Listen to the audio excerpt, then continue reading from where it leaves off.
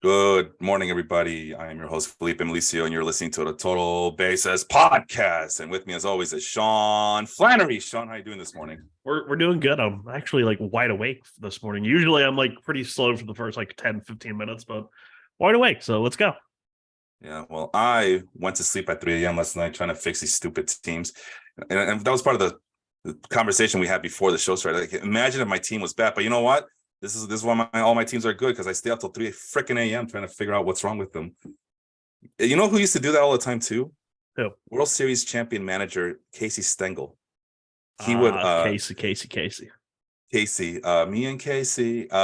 He used to Casey's mom. No, Casey's mom got it going on. You see that fits. Yeah, it fits. What the hell? Oh yeah. So his thing was he would always rag on them really hard when they were losing, but he would rag on them really hard when they were winning, kept them on their toes. Like, yeah, we won, but you went 0 for 4. Or yeah, we won, but you didn't make that bunt. Or you didn't make that pitch. You're a bum. He would always go hard after them. But when they lost, that's when he would go easy on them. So I'm just your typical Casey Stengel type of fantasy manager, man. Well, I mean, when he was the manager for those early Mets, there was a lot of taking it easy on him, I guess. When your team holds the major league record for most losses in a season, yeah, he was pretty chillax that year. Well, since we're talking about old-timey baseball, this episode is being recorded right as we got news that Vida Blue had passed away, the 1971 AL Cy Young winner, 3-time World Series champion with the Oakland Athletics. So rest in peace to Vida Blue. And with that transition, we bring in our third person on the panel. It's Angel Morales, big Tampa Bay Rays fan. How you doing this morning? Good. Just, flipping around here like my boy Wander. So. Oh, I thought you were going to say like flippers, because the Devil Rays had flippers. They do. That's right. The Steve Irwin killers. That's right. Yeah. Hey, yeah. Make sure we still got our hitters out there. Still got our shooters out there whenever we see them. So I got to ask Angel. I know that you root for two teams with the Jazz and the Magic for the NBA. Is that right? Yeah. It's more like I root for the Jazz because they were being more successful when I live here. But I'm more of a Magic fan. But I mean, I like the Jazz. They're all right. Yeah, well, I think we know the story. Angel has been moving all over the world. So, he's a transplant. Right now he's in Utah, but he's, like he just said, he originally is from Central Florida, right? Well, besides that, yeah, Puerto Rico. No, so I never lived in Florida, actually. I only lived in Puerto Rico, Mexico, a little brief, like a month and a half in the Dominican Republic, and now in Utah. So how'd you become a Rays fan? So I have family in Tampa, Florida. So like a lot of my family moved from Puerto Rico to Orlando, Tampa. So when they would take me there, the closest park was to the Trop. So I'm like, right, okay, yeah, I want to go. And then like the 08 Rays came along, the Cinderella story. Yep. So I just fell in love with the team, and my favorite player for a long time until he left was Evan Longoria. So still is my favorite player. I'm planning on seeing him on next week in Arizona. So nice. All right. Well, I was just curious if you had a second baseball team that you root for, but I guess not. I mean, if I would go with technicalities, I follow a lot the Mets because I used to play for. When I was in Little League, I used to play for the Mets. There you go. Was a thing that we all hated, and they won the Little League championship. So. Oh yeah, I've seen you post those pictures before when you were a kid. Yeah, so I ever since then I always followed the Mets. One of my closest friends is a really big Mets fan, so we always share Mets memes and Mets, and when Peter Alonso hits a homer or something like that. We got a lot of memeable material in our history, so yeah, no. No, I mean I will adamantly defend more the Mets than any other team outside of the Rays. So.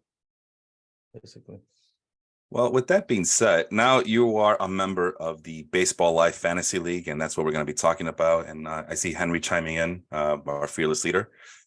His team's not doing so well. He has this to say: "Dale puñeta, my team blows." That is all. I mean, I've seen his team, and it's pretty brutal. I thought my team was in shambles and that I was maybe doing things in smoke and mirrors, but I always tell myself, well, at least my team isn't Henry's team because it's really dreadful. My gosh.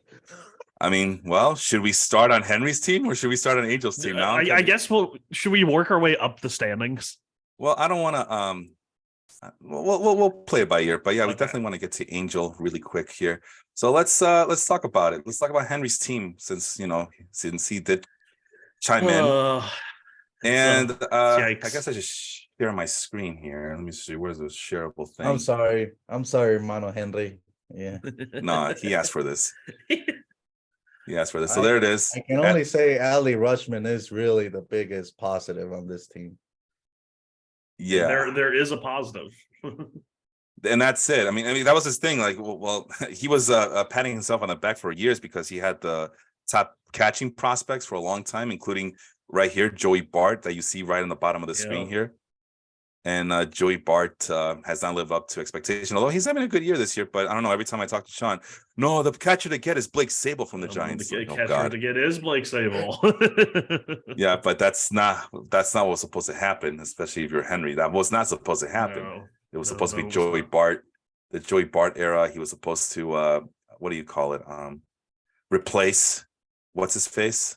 Posey. Buster Posey, right? Yeah.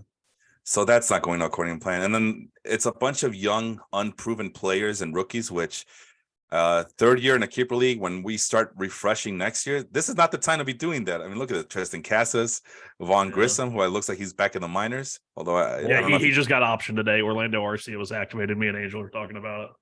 which I don't know if I don't know if he qualifies to be put in a minor league slot. So he either has to put him. No, he's got too many. Yeah. So yeah, he wouldn't have been eligible going into this year. He had 141 at bats last year.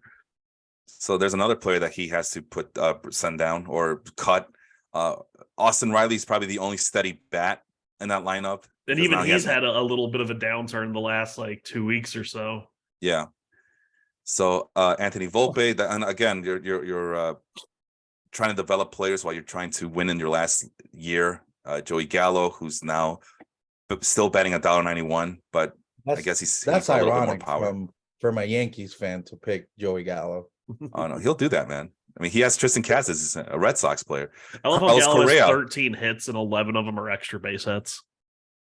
That's what you want. So he's batting 191, but he's got an 895 OPS because he has a 574 slug. Yeah, Man, he's trying his best, man. He's trying his best to be productive here. Carlos Correa. I mean, you talked about it's ironic that he picked Joey Gallo. He also got Carlos Correa, public enemy number one in Houston or in Yankee land, and he's only batting 200. And the reason we were mentioning batting average is because batting average is a statistic that we have to keep track of in this league. So, I mean, 279 on base percentage isn't any better. Anthony Santander, Cedric Mullins, George Springer, and then Francisco Lindor's his utility for next period, but he's also struggling. So he has a bunch of big names who are not playing up to speed, and then a bunch of other young players who are unproven. I mean, his whole bench is nothing but unproven players.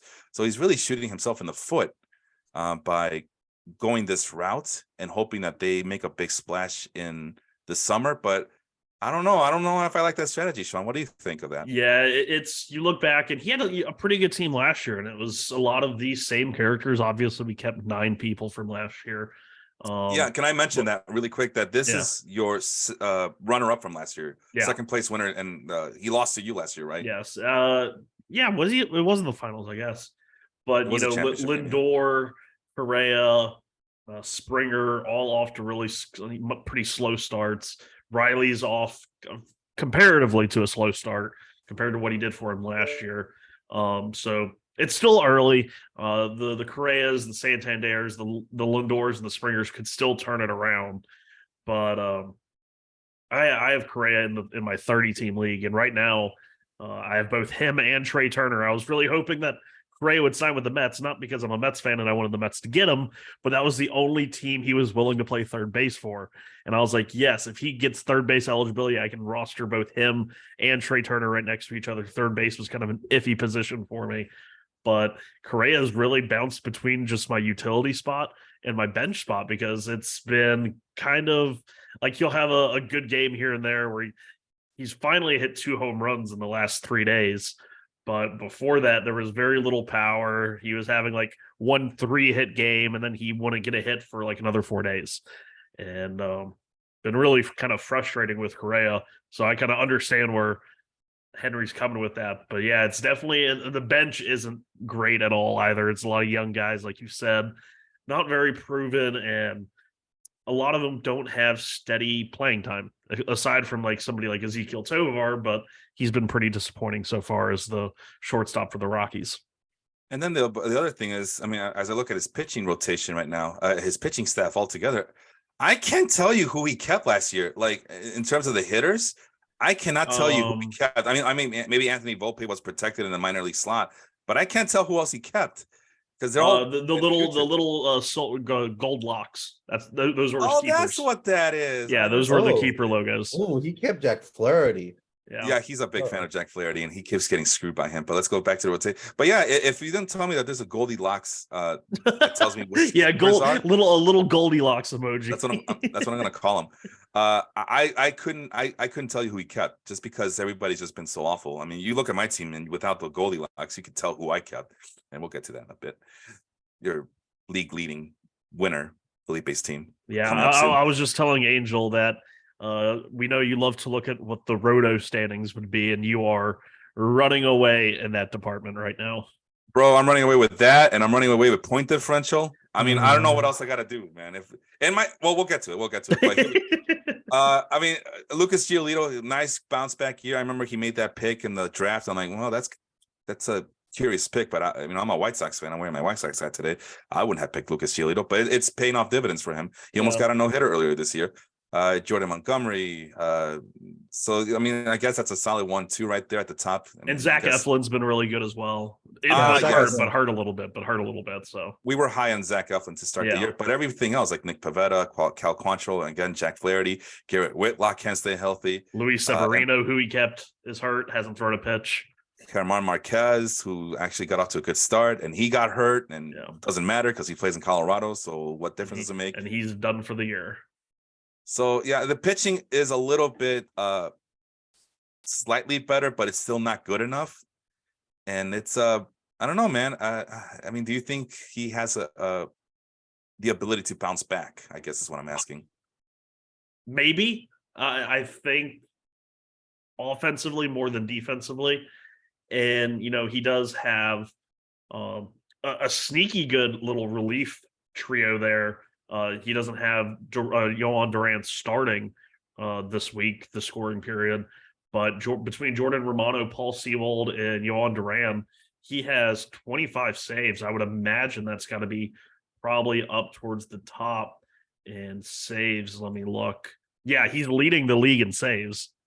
So he has all of the relief stuff, but not throwing a lot of innings as a team. Very low in wins and strikeouts just based on volume. So yeah, he's 1-9, -46 run differential, point differential. And where's the thing? I'm actually looking for the roto standings here. Yeah.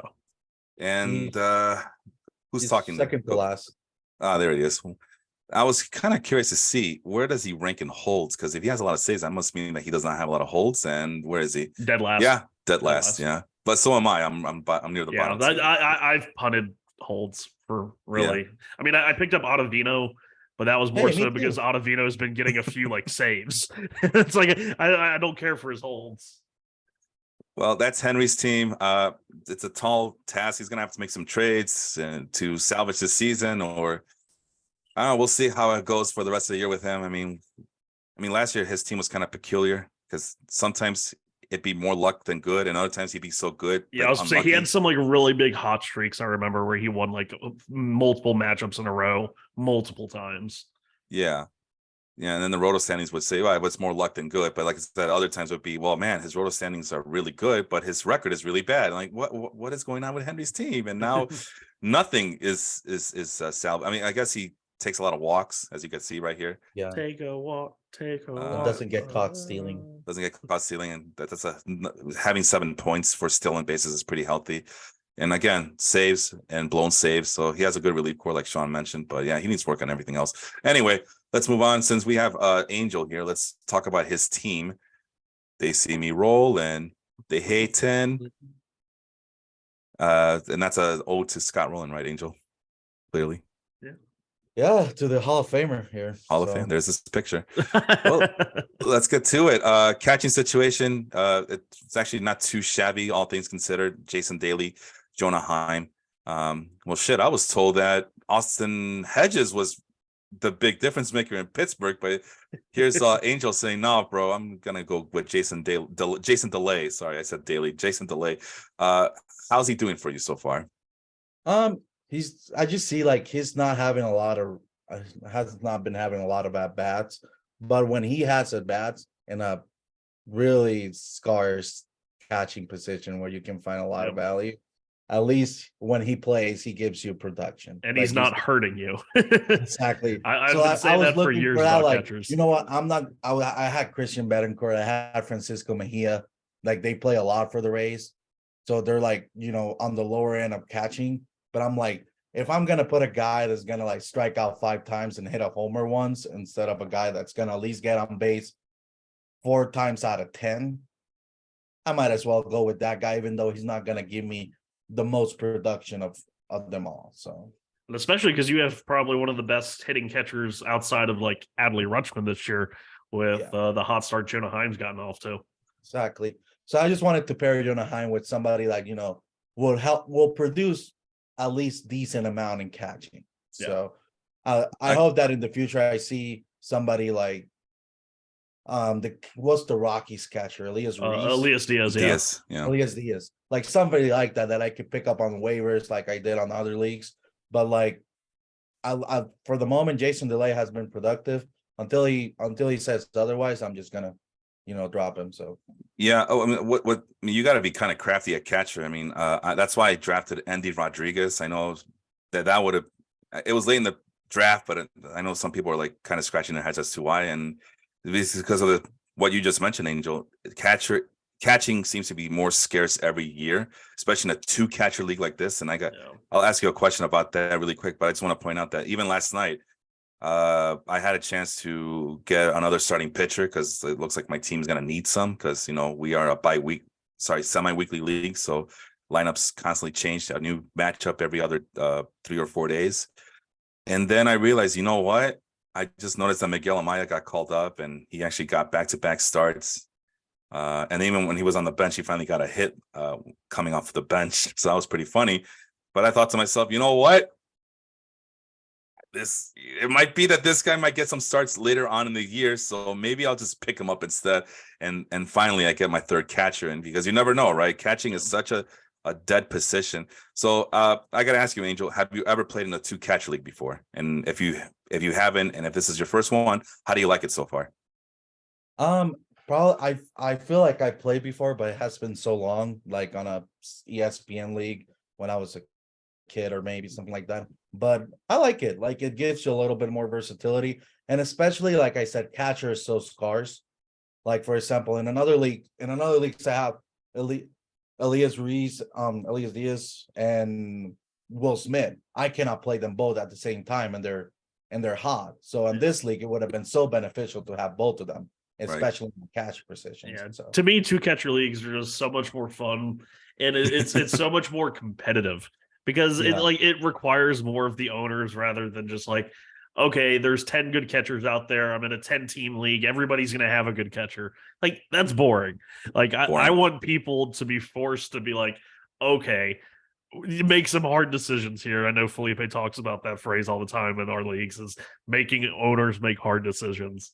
And I actually refer to them as big boy decisions. Big boy decisions. Because I am sexist. And it's funny because this year I'm doing something I've never really done at catcher. I used to do like what Angel's talking about with Jason Delay, where I would even take the catcher who's getting the B playing time, if they had better numbers, and I'd be like, okay, I'll just make up the volume elsewhere.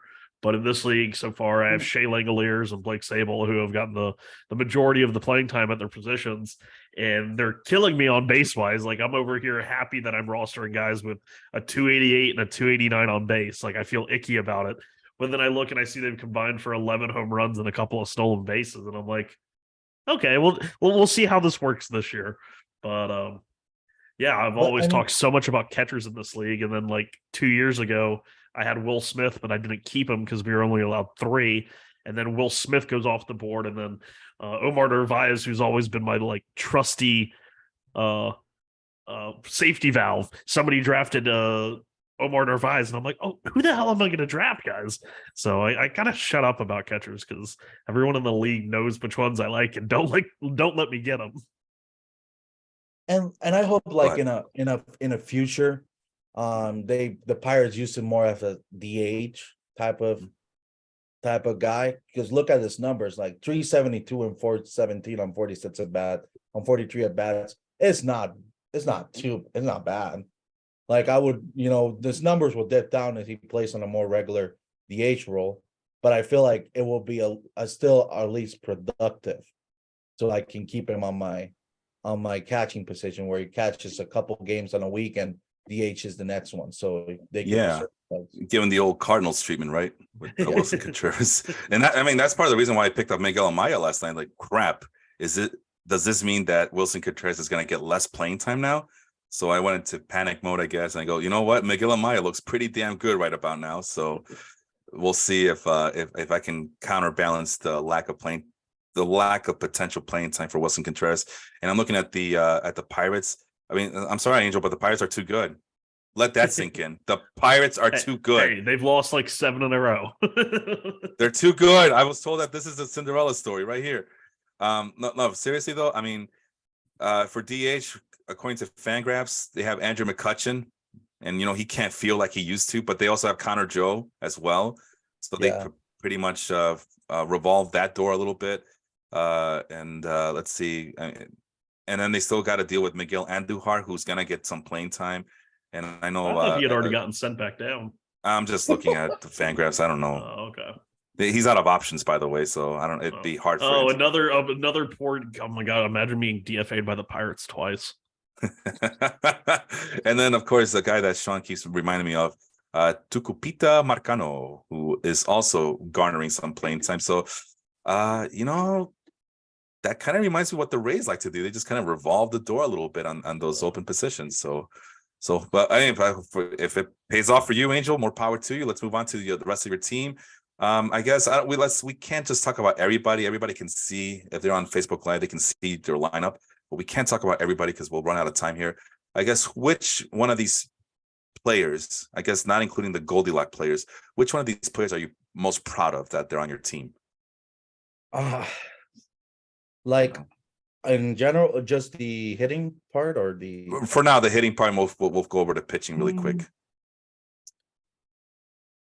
Start to say Mike Trout, like I kept him. Mike Trout has been like my most consistent bat recently. No, I said not the Goldilocks, but not the Goldilocks. That's too easy. It's got to be somebody you didn't keep. Oh, well, not Goldilocks. I'm sorry, I didn't. After that, from what I see here, maybe Ramon Urias has been a little bit more consistent, but outside of the Goldilocks, Jonah Heim too. Like we were talking about him earlier. I didn't want to say him. Jonah Heim has been like the really, really consistent and giving me a lot of on base and average. But outside of that, I gotta say I was looking at the rotor on offense. My offense has been lacking this year, and I was trying to get a couple of questionable, like Eugenio Suarez, because I needed some third baseman, but I really wanted to get a little bit more of like runs and stuff, and it didn't pan out a lot. So I'm just hoping that next year I can be able to scout a little bit more better, so I can be able to get better, less power hitting and more run production. So, but for now, probably in between Jonah Heim and Ramon Urias has been really consistent for me. So I do have one question about one of your players. How concerned are you with Jose Abreu? And have you thought about just finding another first baseman that's out there on the waiver wire and replacing him? Not saying you would drop Jose Abreu, but maybe just putting him on the bench until he gets things figured out. Because here we are a month into the season, no home runs, and the batted ball data the plate discipline, which he's never been a great plate discipline guy, but he's always been good at making contact and making hard contact. And he's off to just an absolutely terrible start.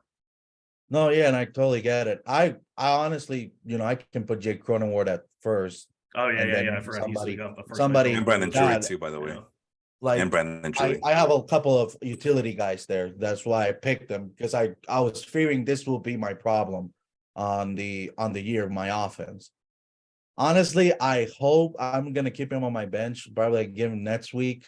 I hope that after this week, it's not, I don't think it's gonna be like a revelation, but hope he gets a little bit more, picks up a little bit more the slack.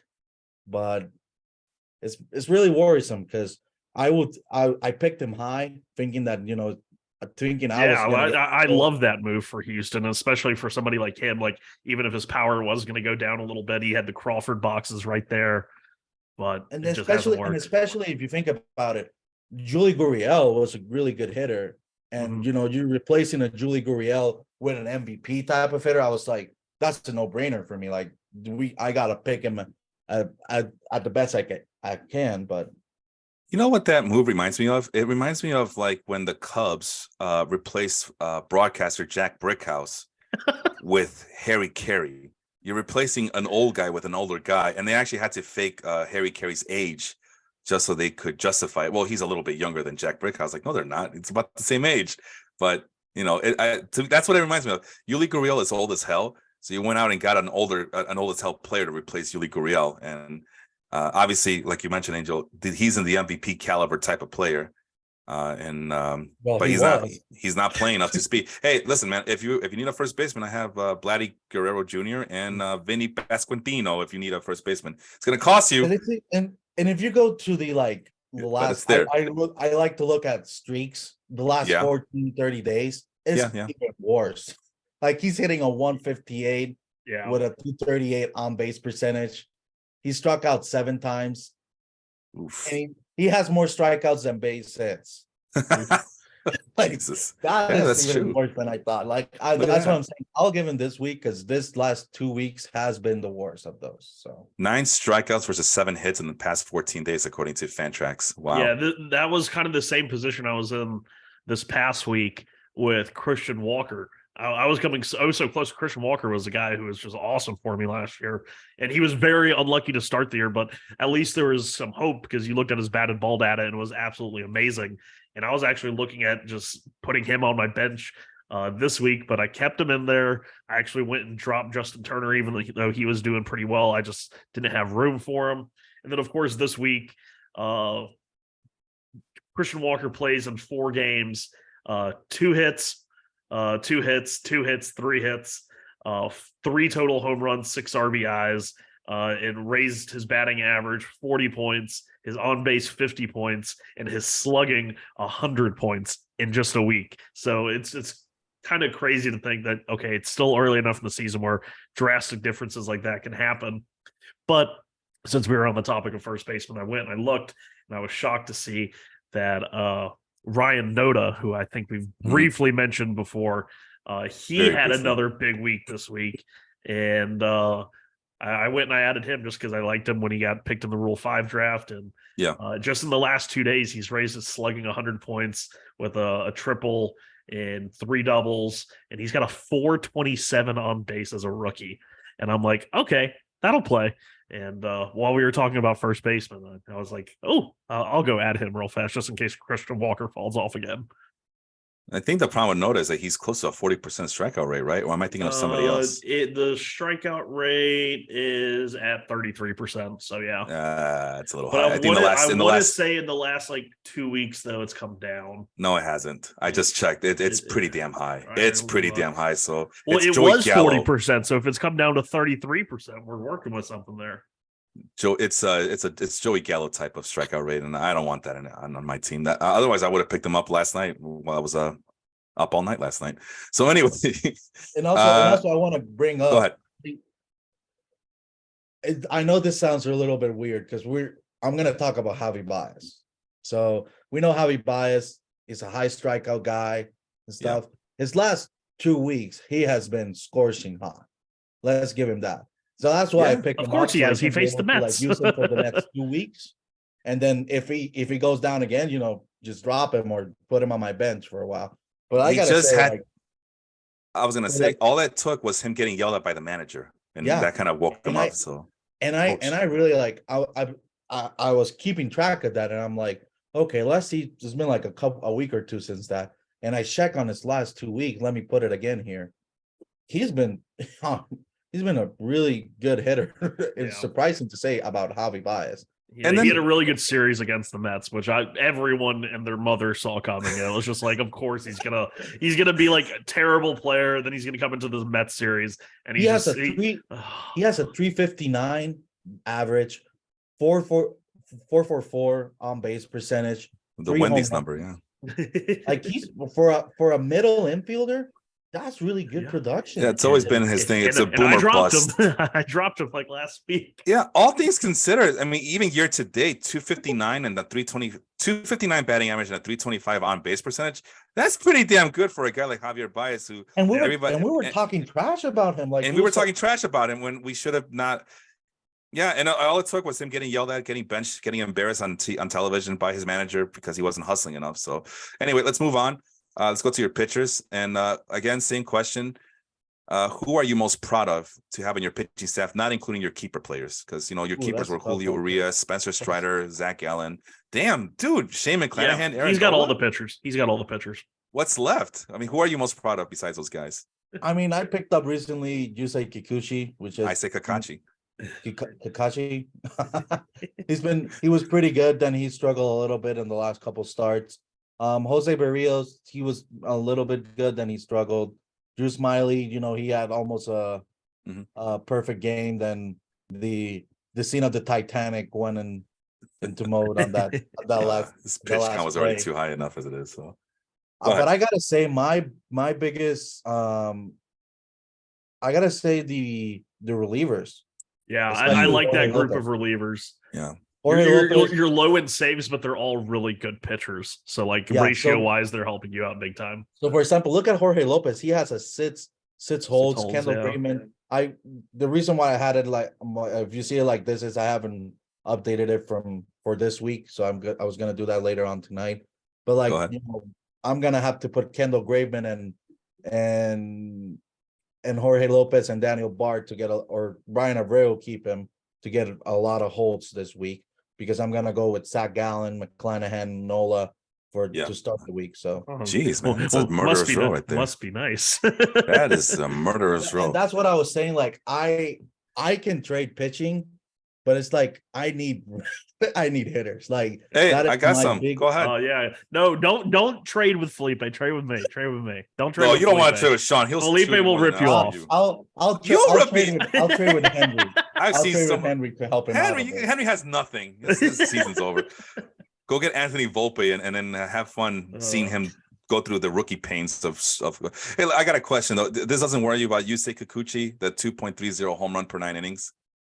A little That's- bit, but that's a little it's bit? like a When low risk. that's his like sixth best starter. Like I think he can live with that. I don't know. Yeah, man. like this is a low right now. It's a low risk, high reward. And he's also like a starter and reliever option. So it's kind of like, okay, look, if he's starting this week, I'm gonna have him, because all of the other one, like I have Zach Gallen, Shane McClanahan, and Aaron Nola on the bench for a reason. I'm not gonna leave them on the bench for no reason. And the most They impressive. started on Wednesday and or Thursday, all of them. So it's Oh, like jeez.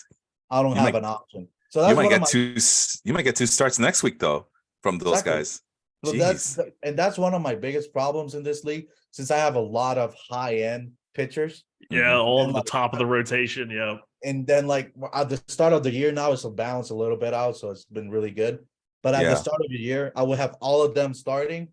And then for the second matchup on the week, I will have like 5 innings or 6 innings, because I Yeah. cannot be able to meet the quota. So Most important thing about your it's team. been balanced out a little bit. So Most important thing about your team, Angel, really quick, and then we got to move on. You're basically injury free. You guys have been healthy all year. yeah, it's availability is the best ability, right? So Damn right, he gets it. He gets it. I And I'm sorry. I was just looking at the standings. You're 4-6 right now, but you have a positive point differential. So I know that Aaron was giving you the business, but at least you're not in the negative differential, right? So, Yeah. I mean, that to me tells me that you've run into some bad luck, also some growing pains yourself as well. But I mean, it's a healthy middle of the pack team, and that has some potential to do some real damage. And you know what? You're number 7 so far. You're in the playoffs, right? You're in the playoffs so Hey, far. if, It's and 8 if teams make the playoffs anything, here. I'll be facing Aaron in the playoffs. So Ooh. Dun dun dun. That gets interesting and Take more her interesting. down. Take her down. Take her out to the It- ball no, game. And look Oh, at that. no. Look at this, bro. The 3rd best team. Again, that's what we talked about. What the Roto standing suggests is that your team has just been very unlucky. And I think a lot of it was the growing pains of getting used to this format, because it's a weird format to play in because it's not available. That I was kind of pushing that for the ESPN league for, hey, let's go over to Fantrax and we could do semi-weekly leagues, and there were no takers. But I mean, you're seeing it. It's a lot of, I mean, are you having fun in this league at least? How does it compare to the ESPN league? yeah, I honestly like I just so used to weekly weeks. So I prefer it that way growing up. But it's been Yeah. really fun. Like going, I'm not going like Sunday and putting all my teams and then going in the middle of the week and be like quickly, okay, who's not starting for my starting Yep. pitchers, and you just kind of like, okay, who's really, really struggling this week, so I can be able to bench them on the hitting side. But it's really good. Like I really enjoy it. I definitely will do it again. It's been really fun. So Well, you will. You're coming back next year. That's why you start fresh. So here's the problem right here. He doesn't score enough runs. I mean, we saw his lineup. I mean, it's a pretty good lineup, but it's also, I mean, Aaron Judge was hurt. This week, yeah. So that kind of it's really a boomer bust. So it's very boomer bust. Javier Baez is pretty much your personification, but he will be. It's explosive. I mean, you get the triples, although interestingly enough, not the stolen bases, which is weird to see. And then the pitching is your strong suit. I mean, look at this. It's all double digits or close to it. And then we talked about you get the holds, but not this is the opposite of Henry's team, who gets the saves but not the holds. You get all the holds but not the saves. But everything else is just amazing. So if you can just kind of counterbalance your pitching staff with your and I always offense. said, like, if you cannot get top end of the bullpen, always go for platoon hold pitchers. Like always, holds are probably one of the easiest ones to get really good stats on, because a lot of pitchers get holds. Yeah. So you kind of like can be able to balance out and say who's the best setup, who are the best setup mans in the whole league, and then just go from there.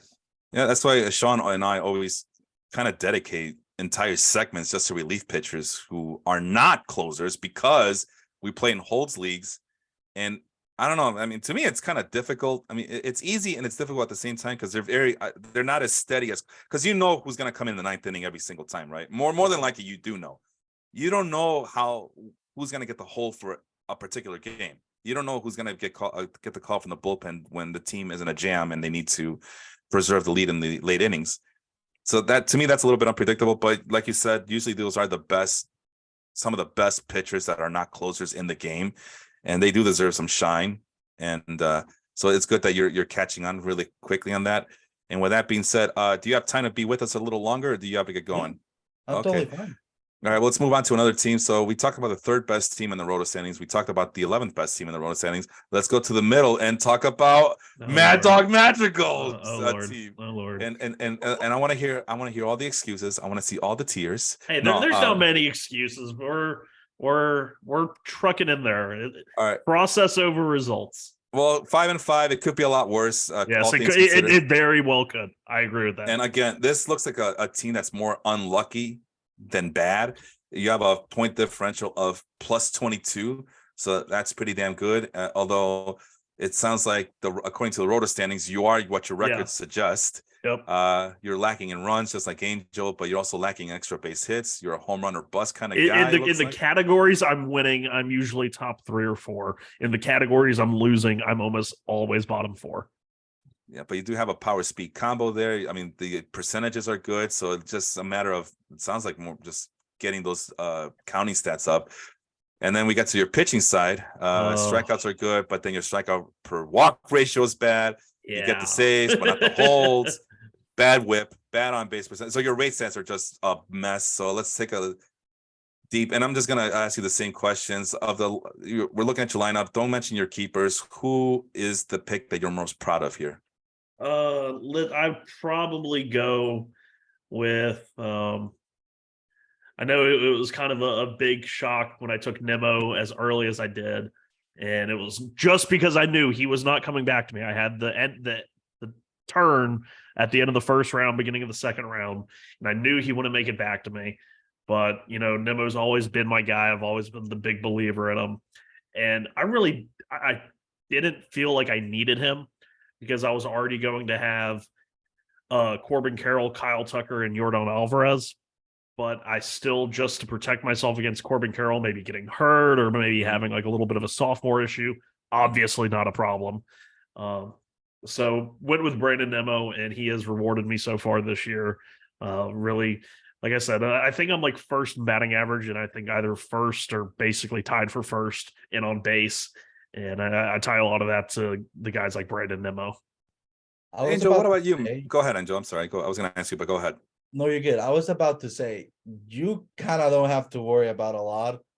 If you look at the on-base percentage, like in order, there's only 2 spots that he doesn't have a over 300 in on-base. And it's catcher.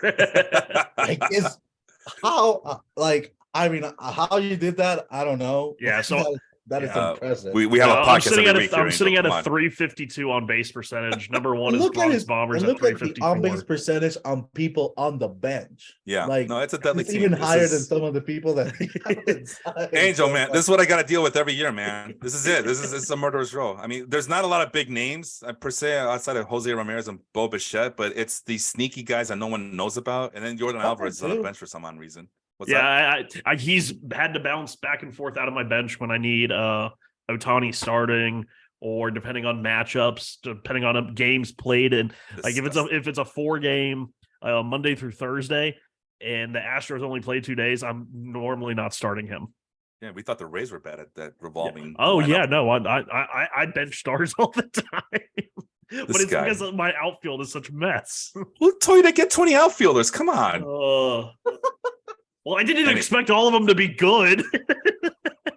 Cody Bellinger was a shot in the dark. But did you get him in the 10th round? All right then. I got him in the 9th round, so that would have been the 18th round. No, sorry. Eat crow, all right? Because you didn't have the foresight to draft him in the 10th round, like some people. Anyway, let's go to your pitchers really quick. And again, we got some. This is where it gets bad. I can see why the ratios are bad. I mean, Nick Lodolo has disappointed. We were so high on him. I had him in a lot of my leagues. Well, actually, no, just the points league. I finally got him in the points league, and I'm already regretting it. But yeah, we're seeing. But for every bad name, you got some good names in here as well. But I guess I got to ask. We spoke so positively of your hitting. Who has disappointed you the most out of your pitchers? Oh, it's probably got to be Nick Lodolo. And I know he's one of the keepers, but you didn't specify. Okay. So we did talk about Lodolo anyway, but outside of him, who else do you think is a problem here? Dylan Ceases also has let you down a little bit. Yeah, but basically all of my pitchers that I kept, the Cease, Manoah, and Lodolo. I mean, they've just been terrible for me.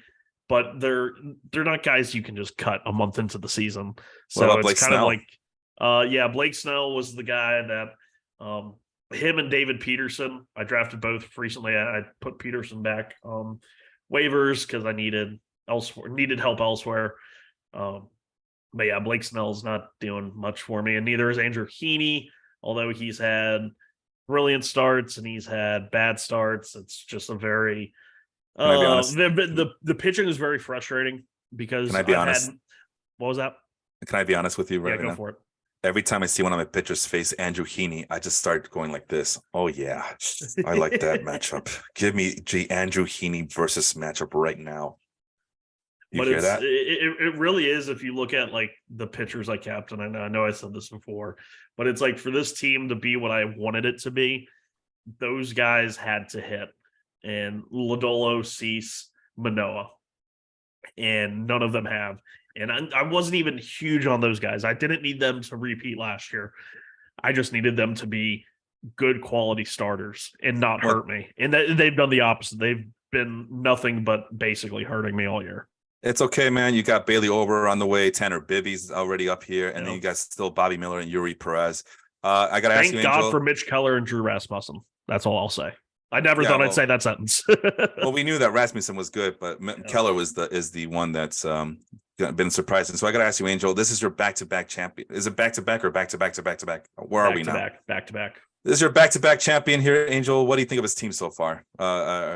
This is what supposedly championship dynasties look like. What do you think? But what do you think as a newcomer? You know, every Rome has a downfall. So Angel saying, and that's I'm what over here for. having parties while the city burns. yeah. But in reality, Covenant. I look at the positives. I sometimes struggle having good relievers. He has pretty good relievers this year with Ottavino. I mean, Ottavino has been his worst. I mean, from the three that he's starting. Yeah, this is I his just reliever. added him to that would have been last week. Yeah, last Sunday. So you got David Bednar that's been really, really lights out for the Pirates. Camilo Doval, which we have talked about him before a lot. Yeah. So although his strikeout for per base on balls has been a little bit lower than we expect. Yeah. But in regards of this, I just gotta say, his keepers are the ones that he's been struggling with: Manoah, Cease, and Yeah. Lodolo. I can see a bounce back, Lodolo Like even if kept- just one of them does it, like that's all I need, just one. Yeah, the Rays faced Lodolo recently and they destroyed him, but it was early on the season. You're adjusting, you're trying to figure things out. So who knows? Maybe at the end of the season, Cease comes back to form like last year after the All-Star break. Manoah goes to his ace status. Lodolo figures it out. But at this point, it's struggling for the starting pitchers, but Drew Rasmussen, Mitch Keller is keeping him afloat. If the other pitchers go well, that could be scary. That was really scary. And finally get Rizal Iglesias back just yesterday, 2 days ago. Finally got activated. He'd been on my IL. He was another one of my keepers from last year. So now the full punt for holds is on because I have Bednar, Doval, and Iglesias. So there we go. Shout out to Jet Dry, who's tuning in for a little bit. He also says rest in peace to Vita Blue. So let's move on. I guess since I'm the fourth person on the panel, the fourth team here, because we talked about Henry, we talked about Angel. Let's talk about my team. The best team in the league, 9-1. I'm about to win another game. The pomp and circumstance, Angel. Oh, get out the confetti. Let's just start throwing his confetti now. I faced every single team once already, and I'm about to get 10 wins unless something catastrophic happens today against James Pinos, who's also a newcomer, and he's also figured things out. And if we have time, we'll take a look at his team really quick. That's a scary team. Yeah, he's the only team that's ahead of me in on base percentage. He's at 2 points ahead. I mean, that's a deadly lineup, but yeah, we're gonna have to speed things up here. But 9-1, I have yet to give up more than 100 points allowed, and look at that point differential. I mean, no one comes close except for maybe Jacob, who is stepping up to the challenge I gave him in the offseason. But that's plus 78, man. And I've gone through these starts before, right, Sean? Remember that one year where I won 30 games and Yeah. and James was about to beat it, but then he realized how hard it is to beat that record. Just beat it. So him and I are tied, but this has got to be one of the best starts in any season for me. It's just crazy, and I don't think my team's that good. No, But- and it's funny because the real main characters, the building blocks of your roster, are not the ones that are really carrying you right now, aside from like Vlad. But Luis Yeah. Rivera, Juan Soto. I don't think you and I are very worried about him. Rafael Devers, though, that was a concern 'cause Devers is kind of meh. because he's left-handed. I've always been meh on Devers. Well, But he's left-handed. it That's is the other really problem. interesting that, and even like the two big young guns you kept, Gunner and Witt, not doing too great, but Nope. you're making it work. The Isaac Paredes, the Vinny Pasquantinos, it's a really interesting hodgepodge of guys that But you're we'll making get it work to with. it. We'll get to it. So as you can see, I lead the league in double-digit points and runs and home runs and RBI. But this is where I struggle: is the other the other aspect of the hitting, the doubles, the triples, even the singles are a little on the low side compared to everything else. I've Chicks done a dig the better. long ball. Yeah, right. Well, that's Aaron's team. Yeah, I know. But I did. So last year I struggled with strikeouts. So this year in all my leagues, I mean, Angel, even in the ESPN league, you saw that every week Felipe has the worst hitting strikeouts of anybody, and it was like a landslide, and it almost cost me the season last year until I picked it up where it mattered most, right? So, by the way, little known fact: did you know that in the ESPN league last year, Sean, 3 out of the 4 people that got access to my spreadsheets made it to the final 4? Interesting. Yeah, Angel, Austin, and myself. And I forgot who the 14 was, but it doesn't matter because they're losers. No, but yeah, this was a concern for me last year, so I did my best to kind of improve that, and I did. That's why when I saw Ryan Note, I'm like, no, man, the strikeout's too high. So I feel like I got that in there. And look at that, 9 points for stolen bases, Sean. Huh? I'm doing better. Look at you, little speed demon And out there, and it's basically all Nico Horner. That's the funny part. Oh, G1 Bay. Oh yeah, G1 Bay too. G1 Bay Bay is Bay, man. That's why I don't bench him. I don't drop him or anything. But just like in the ESPN league, Angel, you'll see that I also do awful in caught stealing. So even when I try to put an emphasis on stolen bases, I suffer in other ways. Average and on base percentage, I got the snowman. You know, I do like my poker terms. I used the Dolly Parton against Kevin Miller in our matchup. He was up 9-5. Not anymore. I'm massacring him right now, but we'll see unless something catastrophic happens. But there's the bread and butter right here, Sean. I mean, this has to be one of the better pitching lineups I've had in a long time. Although last year was pretty damn good, but I don't know. I just on paper, I mean, it's not like Angel, right? You were the one with all the big names that we mentioned, right? Yeah. His pitching lineup looks really good, but for some reason, my lineup with the lesser known players is, I mean, it's just. It reminds me of my pitching staff from last year. Well, it reminds me of my pitching staff from last year too, but I feel like my pitching's even better this year. And let's look at the lineup really quick. And we're trying to get to as many teams as we can today, but yeah, we're running out of time as we're kind of doing victory laps on all our teams right now. But yeah, we talked about Wilson Contreras. Logan O'Hoppe was my second catcher until he got hurt with the brutal shoulder injury, just swinging the bat, unfortunately. So I've already had Yan Gomes, and he's out indefinitely. So Connor Wong is my second catcher, and he's only getting 5 games next week, so that sucks. Well, he just had a big game, didn't he? Yeah, he has. And he was in your lineup for that? No, no, because I think Yan Gomes. I was still hoping that Yan Gomes was healthy. He wasn't. May 2nd. Okay. So Miguel Amaya, that's why I picked up Miguel Amaya just as insurance, and that's a shot in the dark, I know, but so is Andy Rodriguez. But I do have some options, but they're long shots. But I'm just holding on to a prayer here. Like you mentioned, Guerrero is having a great season, but all the other guys like Devers, Vinny Pasquantino was a guy that I was worried about because I don't know what to expect from him, and he's been freaking fantastic in all 3 of my leagues. Vinny's awesome. I love Vinny. So freaking good. I kept telling you guys, he kind of reminds me of Joey Votto in terms of his statistical figures. Like it's a bit the walks Votto and strikeouts. And I don't think he'll ever walk as much as Votto. Like obviously he's walked more than he struck out, but it's like I get Adrian Gonzalez vibes.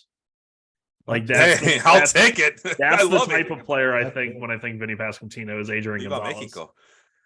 Nico Horner has done wonders for me at middle infield, so that's good. You mentioned Isaac Paredes, who again frustrating. I love Isaac Paredes. I love what the Rays is doing. I don't like the revolving door, Angel. I'm sorry, I hate it. Well, you're a Rays fan. I mean, you see that on a daily basis. We talked about that with the Dodgers, how they do it, and it must work because the Dodgers are always a good team.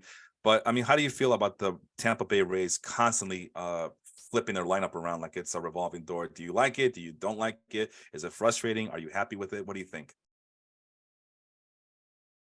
I mean, we have one of the best winning percentages in the last decade. I don't mind it. There you go. That's the smart answer. In a fantasy type of way, yes, I get it. Like I'm gonna be frustrated as a fan. I got Brandon Lau. He was really hot, and now he's been on a revolving door. So it's like, it's okay if it keeps winning, if it keeps making the playoffs. Of course, your goal is to make it to the World Series. Well, let's be honest. The Rays were never, unless, they put a salary cap or something like that, they will never go for a splashy free agent like that. The best deal that they ever done is Wander Franco recently. So at this point, the Rays have been doing good with that. They have a lot of platoon players, and like just talking about Paredes. Paredes is great when he's facing a lefty reliever on the 8th inning. You bring him in, he gives you a homer, and you go home happy. Yeah. I'm happy. It's like the way that they've used them on, like, I would be more upset. But when you see that, like, what Paredes has done and Harold Ramirez, like, those two just kind of speak to what they've been able to draw out of them. I mean, they're putting up like the best numbers of their careers compared, like, as Rays compared to when they were with other teams. Ramirez with the Marlins and the Indians or Guardians or whatever they were at the time. And of course, Paredes was in Detroit for all those years, never really became anything. And then they come to Tampa, and just it has to be the way that they're used, who they're being allowed to face up against. And it is frustrating in a fantasy sense, but they're getting the results, and these guys are putting up numbers. It's just hard to use in fantasy because you're not getting the volume, but you're still getting very good production from these guys. Go ahead, Angel. And look, in regards of who they gave up Austin Meadows, a former All-Star. Yeah. A lot of people were scratching their head about that move, and I was like, "What the hell?" But they saw something. Like, and for example, I'm a Rays fan. I see it most of the time daily. I knew Austin Meadows was not the same as their All-Star years.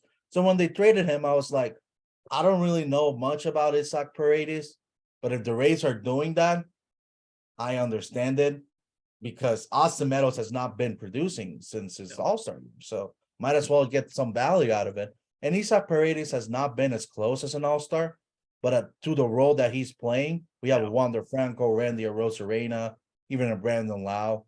He's been really good. Like, he's been productive for his role. So yeah, the Meadows trade, Paredes trade, I would have had more concern about if everyone in the baseball world hadn't had the same reaction when they traded Jake Bauers for Yandy Diaz. That's right, yeah. Because everyone was like, Jake Bauers was the guy. He had gotten called up. He had some pretty good success. And then they just instantly ship him off. And everyone's like, Yandy Diaz just hits a lot of hard ground balls. And now we see Yandy Diaz has been one of the best all-around hitters in the majors. Didn't I show you that picture about the best on-base percentages since like 2019? Oh yeah, Judge. Oh yeah.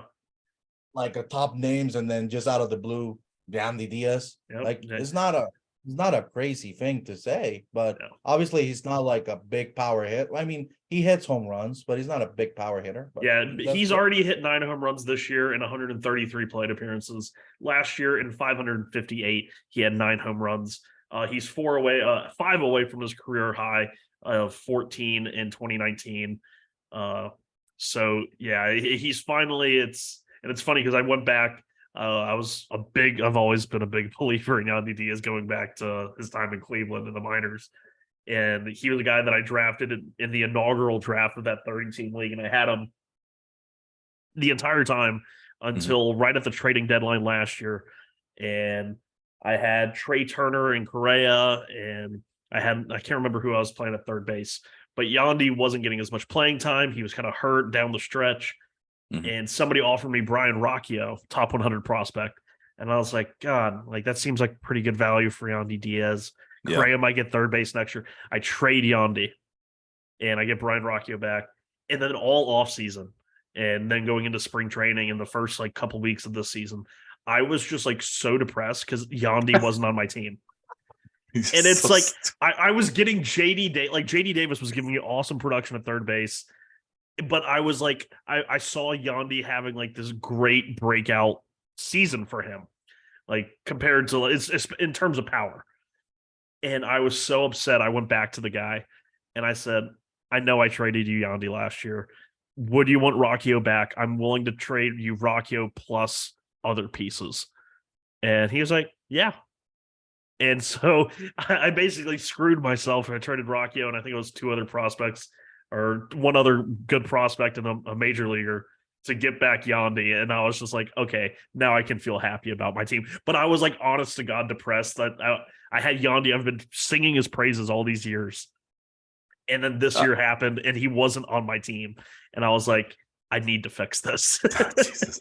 Sean, do me a favor, because I see that the trade with the Tigers and the Rays, right, to get Isaac Paredes to Tampa. Detroit sent infielder Isaac Paredes and a competitive balance round B pick in the 2022 amateur draft to Tampa Bay for Austin Meadows.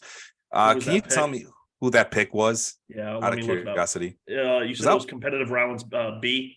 Yeah, in the 2022 amateur draft. While you do that, I just want to say I was always a big fan of Isaac Paredes. I probably former Cub farmhand. I knew that once he got to the Tigers that it was going to be an uphill climb, but I always had high hopes for him. I was actually happy that he was finally out of that dumpster fire, man. And I had a feeling that Tampa was going to see some value. I didn't, but I was actually going to. I actually saw that, predicted that he wasn't going to get a lot of playing time. He's actually gotten a lot more playing time than I anticipated. But the weirdest thing about Isaac Paredes is just, if you ever look at his plate discipline numbers, he's super patient and makes a ton of contact. And it's a lot of contact for power, which is the weirdest. It's the weirdest thing I've ever seen in my life. It doesn't make any sense. It's part of the reason why I drafted him was I want to see if that translates over a full year in terms of fantasy baseball, to see if I can get some of the production and take advantage of that fact that I know that he's a very patient hitter who makes a ton of contact and mostly for power. And so far, 4 home runs. I'm happy with that. The 325 on base percentage could be higher, but I'm happy with that. Qualifies everywhere except shortstop in the infield. Yeah. I love the guy. And then, and then the outfield for me, though, it's a revolving door. So far, TJ Friedl, Jake Fraley, Jesse Winker, guys who I had high hopes for, have all just been null and void. So now I'm playing musical chairs at outfielder. That's how I ended up with Max Kepler, Edward Olivares, who we were pretty high on a while back ago, especially after he got traded to Kansas City. So yeah, I'm trying to patchwork everything here, Sean. It doesn't look impressive, but I'm like you said, I'm making it work. And that's with me benching Bobby Witt Jr. and Gunnar Henderson for the next period, and G1 Bay, who looks like he has an ankle injury.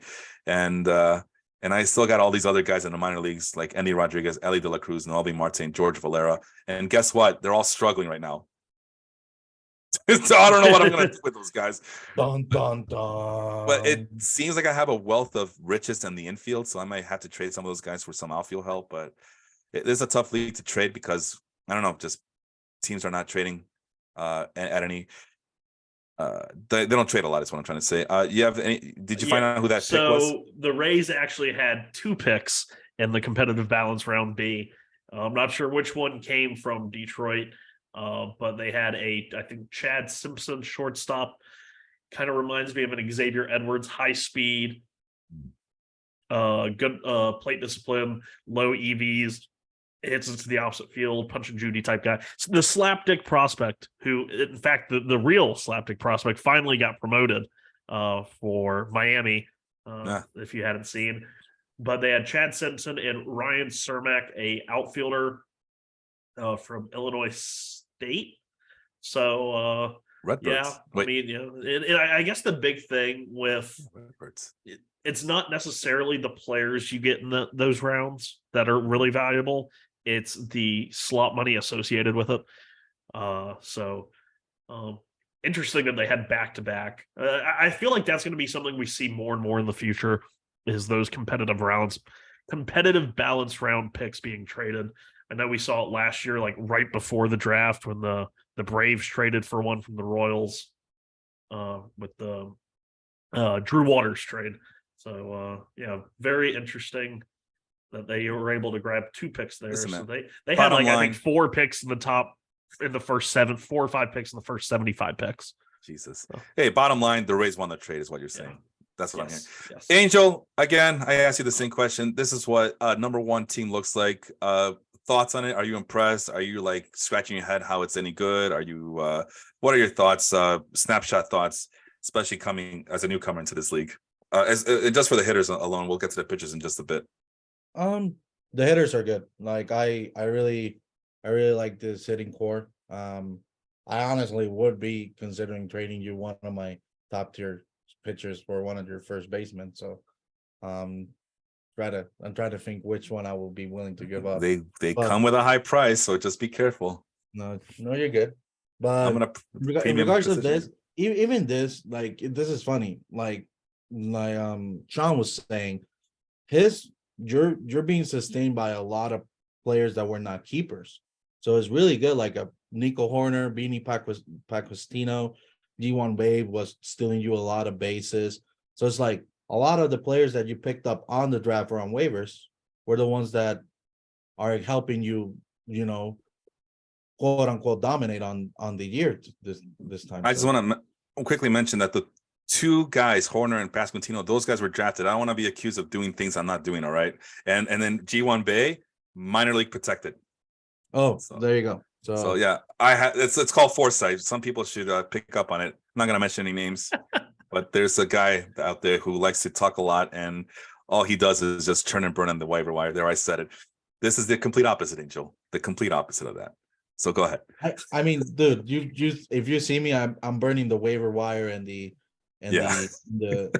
pickups. I'm not bragging about it. I'm just that's how I am when like bench players trying to see, oh, if I get a bench player that's producing, I'm just gonna pull him up. But I'm not bragging about it. That means I probably drafted bad too. So yeah.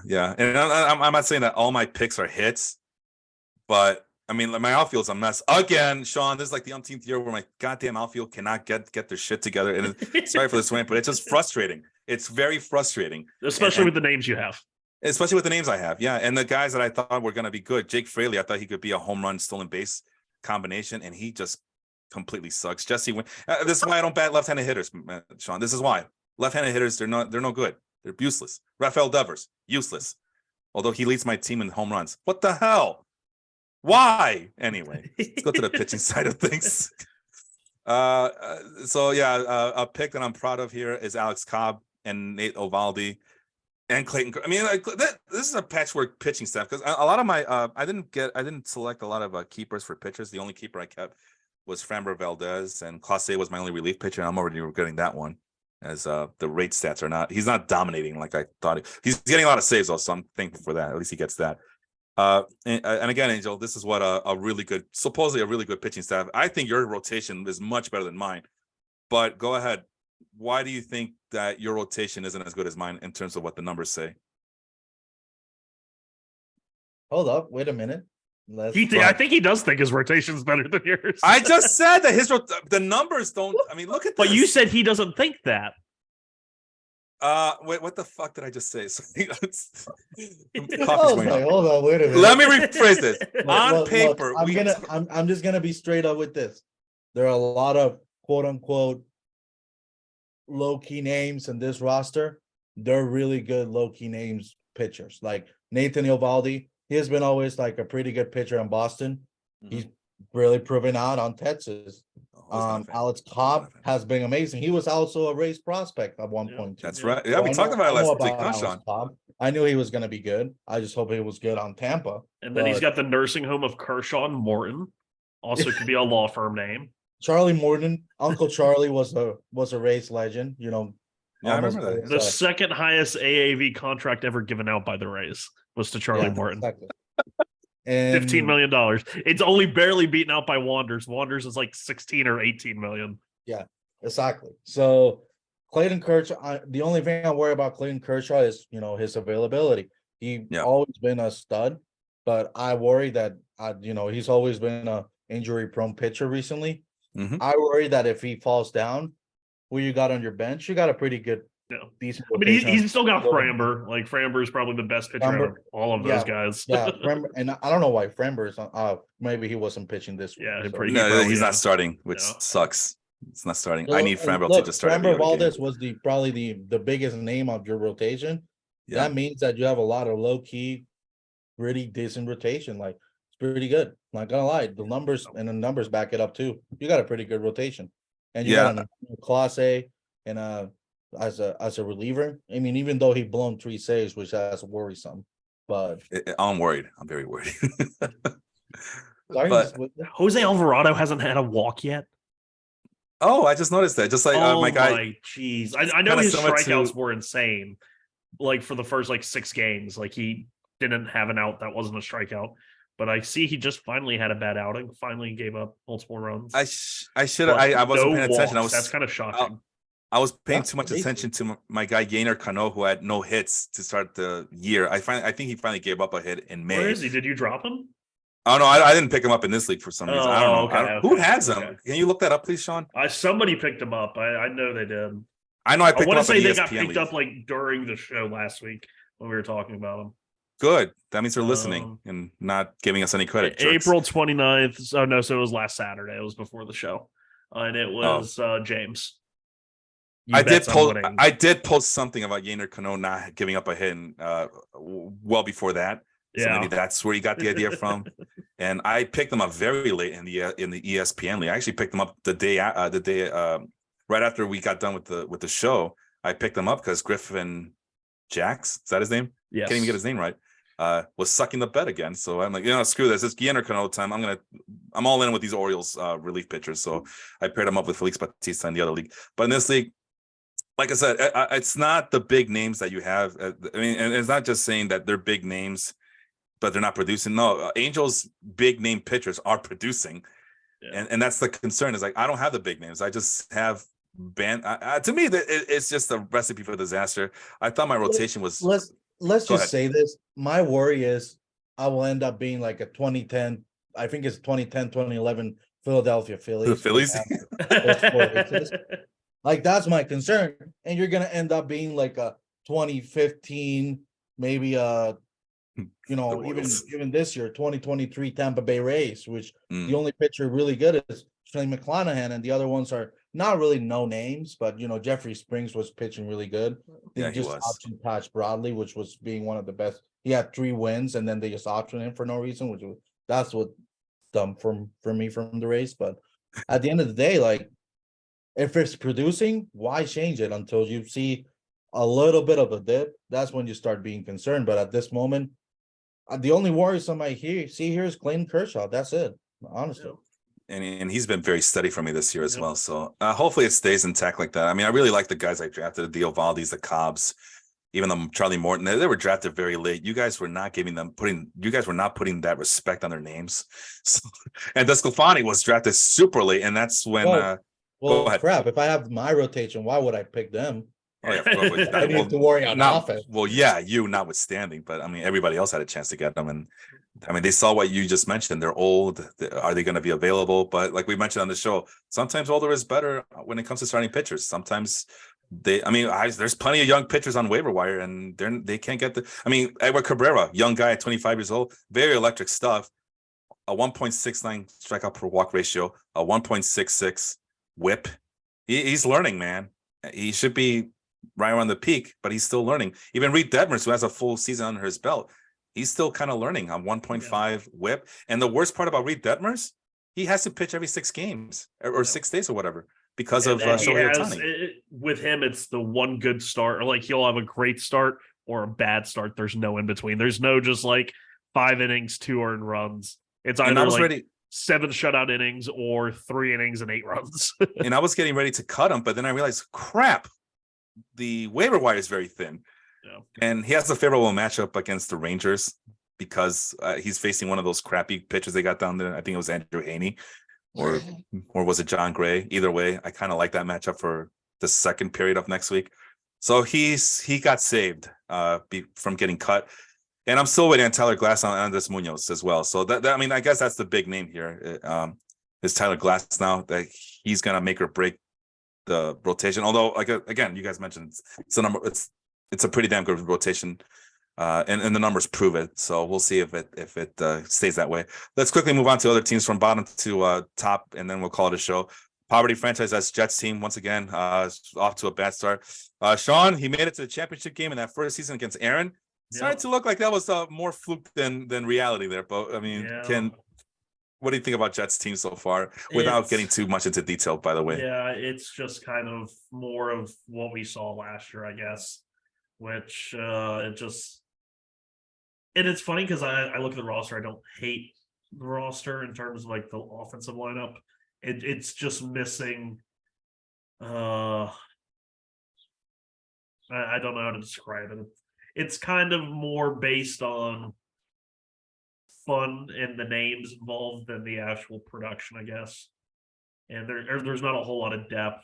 And granted, his number one player from last year was Altuve. I would say, and He's hurt. Altuve, and Altuve's been hurt. So Corbin Burns off to a solid start, albeit not great. And then the rest of the pitching's just not very good. Well, here's the Roto standings. Offense is struggling. I think he's doing a good job of controlling his hitting strikeouts.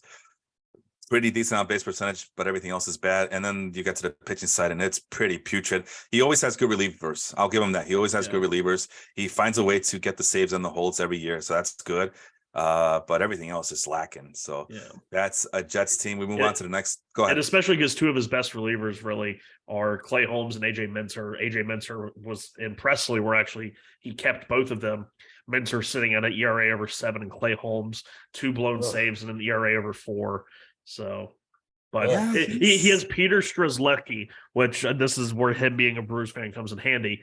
8 holds for Peter Strzelecki. Like that's wild to have 8 holds in the first month of the season. 4.2 ERA. But he's getting the 8 holds. Like you can give up 1 run in an inning and still get a hold. And then Devin Williams has been such a lockdown closer. So I guess I just worry that will not sustain. Like, probably not. Probably not. That's why I don't pick him up. So until the 4th, until Thursday, he had a 1.2 ERA. He had 1 inning or a third of an inning where he pitched. He gave up 3 hits, 5 earned runs. So that ballooned. So he was having a really good month until 1 game. That makes more sense. That makes more sense. My bad. So you're good. Like I was like kind of wondering the same thing, and so I looked into it. Quickly move on to James' team, who I just summoned, and he's on the chat, and we're going to quickly talk about him because we're already wasting too much time talking about our teams because we're selfish. James 3-7. It looks like he's not going to beat the 30 win record. I just want that to simmer. He's not going to beat. Anyway, negative 17 point differential. Let's see how he's doing in the standings. Number 9. So the record does match the Roto standings. What happened here, Sean? That was I don't know. I'm looking at his roster, and it's a good freaking roster. Like, and he's really active, like on waiver wires and whatnot. So I'm assuming he's very active. Not all of these guys have been on his lineup like for a long time. But and he's made some trades too, right? Yeah, I think he did make 1 trade already.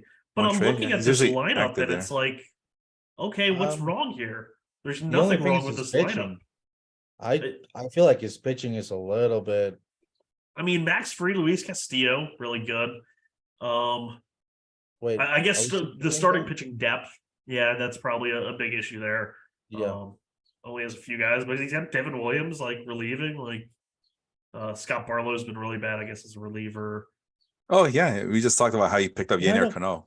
Yeah, and I don't understand why would you have a Kenley Jensen on your bench when he's pitching so great. He doesn't have Kenley, does he? Yeah, he is. No, he doesn't. I don't see him. No. We're on. Oh, my bad. I'm on a different one. Yeah. You bets I'm winning is the name of his team. Yeah. You bets I'm winning. Which he's not. Bad. He says that he's been doing a lot better recently. So. Yeah, well, we'll see. And it's like him. He's got Esteury Ruiz on the bench. I probably wouldn't have him on the bench. So that's like I have him on my bench too. Although that would be an instant like win the stolen bases for the week. I have him on my bench I had him on my bench in the ESPN league because his average and all base percentage was so putrid.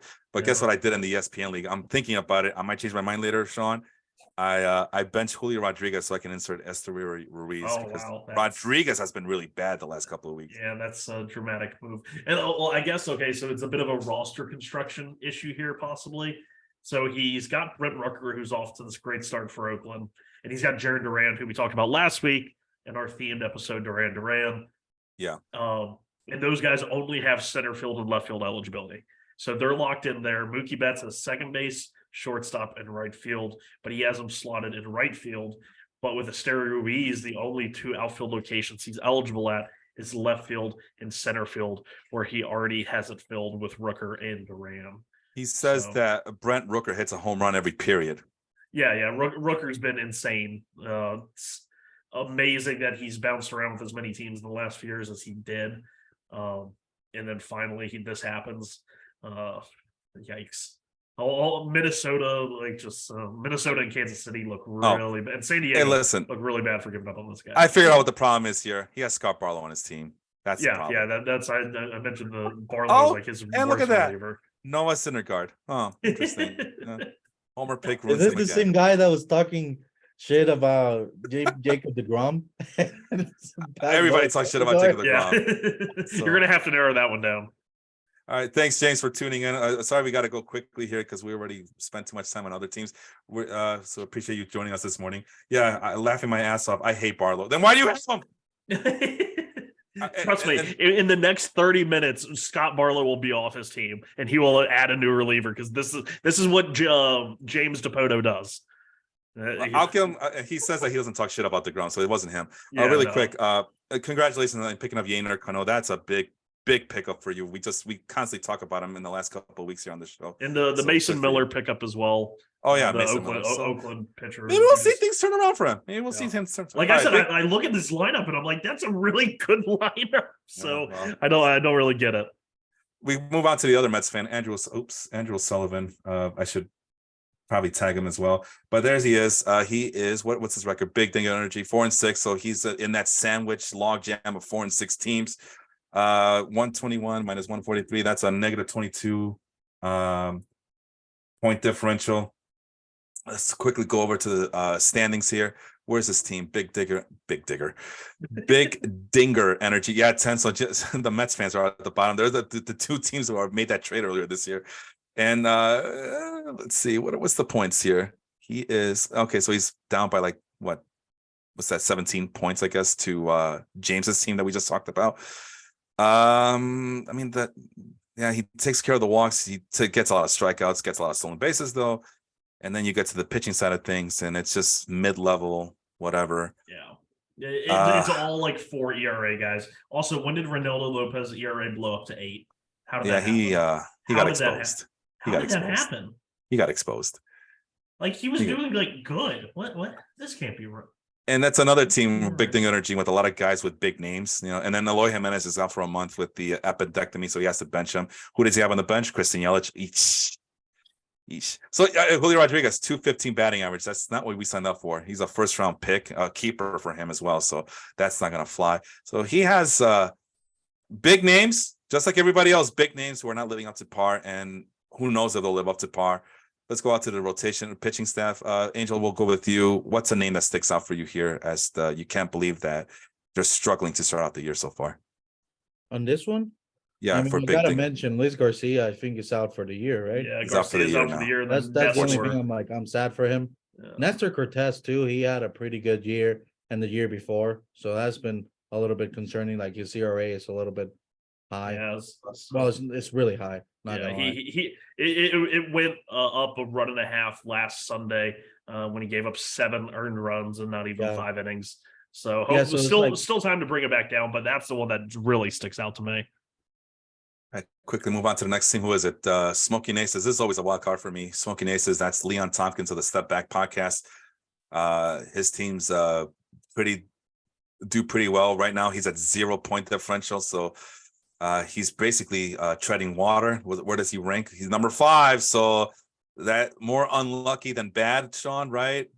Gets a lot of singles, gets a lot of walks, a lot of punch and Judy from him. Not a lot of home run power. Controls the strike zone pretty well. So it's like a bunch of I don't know. And it's funny because like he's getting a little bit of power from everybody except Anthony Rendon. But like it's not, nobody has more than 8 home runs, but everybody has at least 3. It's a weird lineup. And then you get to the pitching, the rotation. Where is he? He's doing pretty decent. And then the ratios is where it gets bad. The walk to strikeout rate, the strikeout to walk ratio is awful. He's always good with relievers. Like you don't have to worry about his relievers. They'll always be above average more than, although the holds are down from him, but he knows how to pick holds. Yeah, I'm not worried about I was that. really disappointed when he kept Alexis Diaz because I was really hoping like, he would have been like one of my first picks at the end of that first round if he hadn't have kept Alexis Diaz because I knew that was where I was going to need help. But Alexis Diaz also another great start as well. By the way, Andrew and Leon have an extra reserve spot, so I don't know if they know about that. Hopefully, they look back on the show and realize that they have an open space available for those guys. But yeah, you look at the lineup. No, I'm not impressed, man. I'm not an impressive lineup. Promise here. I'm really disappointed in MJ. MJ Melendez. Yeah, me too. Yeah, he's off to a really, really rough start. But it's It like that was sucks. the thing is I think a lot of people got so taken up in his last year in the minors and then how good in air quotes, like the background info looked on him last year. And they forgot that like because he wasn't striking out as much, but Melendez had done this before. Like when he was an A-ball, he had a really great year. Everybody thought he was the next big thing. Then he got up to like high A, double A, and the strikeout rate just ballooned, and everyone just was out on him again. And then he was kind of in no man's land, had a great year, got back on the prospect map, and he's just kind of all over the place. And he's not a good catcher, and he's not really a good defensive outfielder. It's he has a lot of potential. It's just I feel like he's all over the place. And I went like from the WBC. He had a pretty good WBC. Yeah. So I was like hoping that he would pick up from that, but fortunately he hasn't. He does. He just missed some games with back problems, so I wonder if that has anything to do with it. But he's playing outfield more, so you would think that would not stress him out so much. Anyway, I missed some comments from James Handaboat. He says, "I was like, my pitching is great. What the hell?" That's something that we talked about as well. He also mentioned that. I don't know. It's weird because Duran is hitting 400. Is he talking about Jarren Duran or? Yeah, Jarren Duran. He's in 3. Yeah. And yeah, he hates Barlow. So I just want to make sure I got his comments in. He misses out on every reliever, he says, but not Yainer Cano. I think that's a big hit for you. Anyway, let's go back to Leon's team. So again, some veteran players that we know about have been around, but they're not living up to speed. They're not living up to par. So it's a major disappointment. Then you get to the pitching rotation. You got Shane Bieber, but remember Hunter Green was the big loss for me, right? Because I thought I was going to get him back. I didn't, but he's been very inconsistent again, which really sucks because I don't know. I forgot what your stance on Hunter Green is, Sean, but I'm a huge Hunter Green fan. Yeah, I'm kind of iffy. I think it's always going to be the stuff over the actual results. Max Scherzer has been struggling. Cal Finnegan gets a lot of saves, but yeah, unfortunately, he ruins your rate stats, which. And then who told him to get Craig Kimbrell in his 189 strikeout per walk ratio, which we keep track of, and his 1.7, 1.8 whip. Justin Steele is a great, and the 8 ERA. I mean, that explains why his team is so bad. Otherwise, I think I this is what I mentioned to you guys in the chat. Gray. Yeah, he has all the grays and a green. He has all the colors. Vita Blue would fit well with this team. I could tell you that much. Rest in peace once again. That's terrible. So anyway, that's Leon's team. Then we skip these two right here. That's Angel. That's Sean. Then we got to James Pinos, who's 6-4. He finally understood what was going on and how to handle this league. So I'm just gonna tag him really quickly. And he has a run differential of -2, but that's good because he got off to a slow start. He's currently on a 2-game winning streak. So let's take a look at the Roto standings. So what did I say he was? He was the 5th best team. And I want to say like me and him are like tied or like back to back. We have similar records. And he's got I think one more win. 8th on the Roto standings, but I think that has more to do with a bad start that he got. I think he finally figured out what to do because his offense is just killer. I mean, look at those numbers. First or second or third place and even 4th place in a lot of those categories. He struggles with the stolen bases a little bit. And then you get to the pitching staff, and that's probably his next project is trying to improve his pitching staff because that staff is not really good. No. I think the one positive is the strikeout to walk ratio. So let's take a quick look at his pitching staff and see what the matter is. Well, there you go. Too many Yankee players. I'm joking. I wasn't going to say it. Like when I was watching when you guys were talking about James Handaboat, I was watching at this one. I'm like, where are you seeing all these pictures? Yeah. I'm trying to Yankee. Yeah. Yes. Dean Kramer, Brady Singer, they suck. I would have. I always tell you guys don't get those guys, and he went out and got them. I don't know why, but there it is. Tristan McKenzie is injured, so I'm pretty sure he's waiting for him to get back and maybe save. There's where Kenley Jansen is. Angel. And I think that's what I was saying. Like you got all these I mean, these relievers are not that bad, but like I'm like, well, you might as well put Kenley Jansen. He's your best closer here. I think the problem there is that he's only playing in 2 games on the Monday through Thursday. I know this because I was looking at Red Sox players like, I don't think so, not this week, because they're only playing 5 games total next week. Yeah, compared to other guys who are playing 6 and 7 games. So quantity over quality basically is a strategy, which is not too bad. Like you said, he has some decent relievers. Although I've never been a big fan of Jose Leclerc. But yeah, this pitching staff is really ugly. This is the first time I've looked at Carlos Esteva since we did like a closer relief episode before the season started, and holy crap, he's doing really well. Yeah, I always loved him. I've always been a big fan. He's out of He had Colorado now, really so good stuff. It was just I like him. Colorado. But I also like Jose Quijada, right? That's his name, and he's out for the year now, unfortunately. Yeah, Tommy John. Logan Webb and Pablo Lopez are the cream of this rotation. But yeah, he has a lot of work to do there. It's a very putrid lineup. He needs one or like two more starters. I guess McKenzie being out hurts that, but yeah, but that's not going to help him either. Yeah. And then quickly the lineup. There's your guy, Angel, wonderful Franco, and Randy. He's got Wonder and Randy. I'm sorry, Brandy.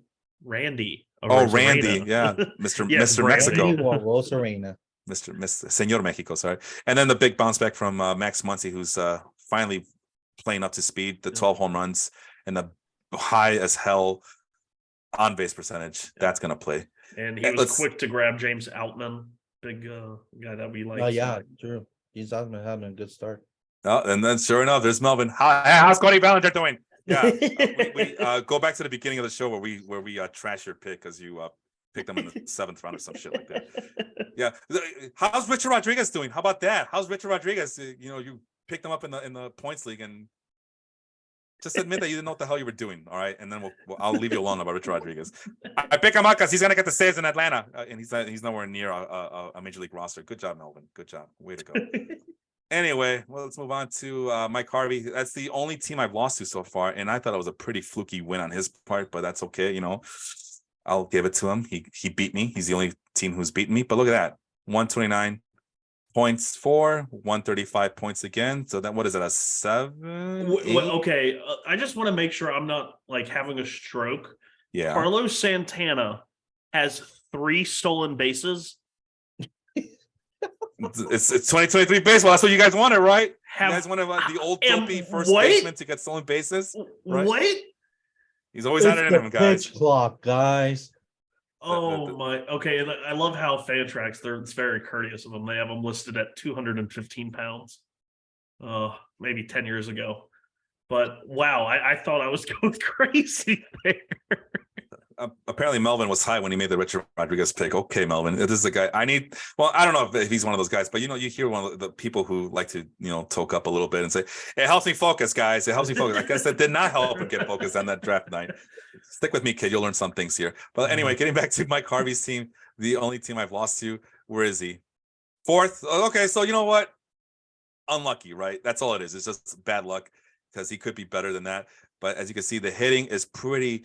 That's one of the things I complain about his team. Now that I remember, Sean, safe floor, limited ceiling. Yeah, that's a lot of safe picks. Yeah, it's this kind of the same way again this year, and it's like he always will have a really like a good team, but it's like the upside's sometimes missing. The pitching is doing a lot better than I anticipated. Though, his pitching. I'm looking at the roster now. His pitching is really good. But yeah, that's the thing about him is that he the safe floor, but it's good. It keeps you steady, but will it get you to that? It's like what our guy Mario used to say, not Super Mario, but Mario Margola, big fantasy guru that he is like, do you want to just pick a bunch of safe guys and finish in 4th place every year? Or do you want to go down with the ship and go out shooting and try to win championships? Yeah. It really does come down to that. And this is another Mike Harvey team that's just, I'm going to play it safe. I'm going to play safe with Brendan Donovan, although that's not a safe pick. I don't think it is here. So not a fan. Brendan Lau has been struggling recently. Josh Naylor has been struggling, but these are all veteran players that were supposed to do better than that. Yeah, Kyle Schwarber is struggling. The Arenado having falling off a cliff, that's hurting him. You can tell. Yeah, and that's why he has to go with Brendan Donovan at 3rd base. Who would have thought of that? Lots of hitters on the bench, a lot of veteran names. A lot of the guys are in their mid-20s, except for Geraldo Perdomo, who's off to a great start, but I don't know if he has a lot of playing time in Arizona. Quickly go to the pitching staff. Yeah, there's Yu Darvish. Hunter Brown's a great pick. I'll give him that much. Yeah, that was a keeper for him too. Yeah, but Lance Lynn, unless we see him turning things around, just like the White Sox are kind of turning things around little by little. Relief corps is damn good with Alex Lang and Felix Bautista. I'll eat crow on that one. I did not give Alex Lang or any of those Tigers bullpen guys any hope. Alex Lang's legit. He was really good last year when he just wasn't. He didn't have the saves role. That was Gregory Soto. When Soto got traded, like Lang's ADP, like everyone was like, okay, yeah, this guy's. And then when the Mets just played him this week, it's funny because he wears like the turtleneck but with no sleeves, so it's just the turtleneck, and like he looks like a fucking badass on the mound. Like, not gonna lie, and really cool curveball. It's like the chain with the turtle. I don't know. It works for him. Really good pitcher, and I like how he's got the two like stud save guys, and then like a really good just like middle relief holds guy in John Strider. I wish I could do that, but I don't have the patience. And then to round out the good talk about his team, Logan Gilbert, George Kirby, which is a dream of mine to have those two guys on my team. Cole. Well, besides Sam, I mean, we know who Garrett Cole is, but yeah, my dream is to have Logan Gilbert and George Kirby on the same team, and he beat me to it. So that's why his team is his pitching staff's good, but the hitting, we saw the hitting, it's not that good. We go to Aaron's team, who reminded us that Angel has more losses than her. But I just like Mike Harvey with the -6 point differential, Aaron also has a negative differential of -9. And I can already hear it. So all it matters is the number of wins, you guys. So that's what it's all about. 8-2 record. So third place, but 7th in the Roto standings. And I can already hear her kind of complaining about Ricky Velasquez. Why are you guys talking about the Roto standings, you guys? It's all about the wins, she'll say. I love Erin. She's our tri-commissioner here, so good for her. But here's the Roto standings. Again, mid-level stuff. The biggest contribution that she does is the runs and the stolen bases. And yeah, she controls that as well. I was about to get to that. And the holds. But this is not a very dominant team unless there's something like there's like an egg or there's a seed that she's planning for later on in the year. Let's look at the lineup. She always has good catching duos. Yeah. So I'll always give her props on that. But the rest of it, Sean, what do you think of it? Offensively, she's the one who picked up Kalenic after I dropped him because I had too many outfielders, and when I dropped him, he was not hitting like he has been the rest of the season. So it's a nice outfield. CJ Crone kind of getting off to a slow start hurts. And then like I feel like she's getting no power from the positions you traditionally get power from. First base, third base, combined 2 home runs from Ty France. And on the bench, I mean, she has Ryan McMahon, but I doubt she's playing him over those guys very much anyway. So yeah, that's not a fan of lack that. of power at the places you need to get power from. Sorry, let me reiterate that. Not a fan of Ryan McMahon, period. No. Every now and then I'll stream them like when I know they're about to have a all home series. Because if you ever look back on his like home road splits over the years, like he's constantly 830, 850 plus at home, and he's just terrible on the road. So yeah, well, either she starts McMahon at third base or she starts Ke'Bryan Hayes. Either way, it's a disaster waiting to happen. Ke'Bryan Hayes has just been a big letdown the last couple of years. I'm very disappointed in Ke'Bryan Hayes. Jorge Mateo, she picked up Jorge Mateo was one. I don't know when Jorge Mateo was picked up by the team, but definitely that's a guy that we talked about on the show. April 6th, she dropped Javier Baez for him. Ooh, wow! And then I picked up Javier Baez after her. All right, well, because I had middle infield problems.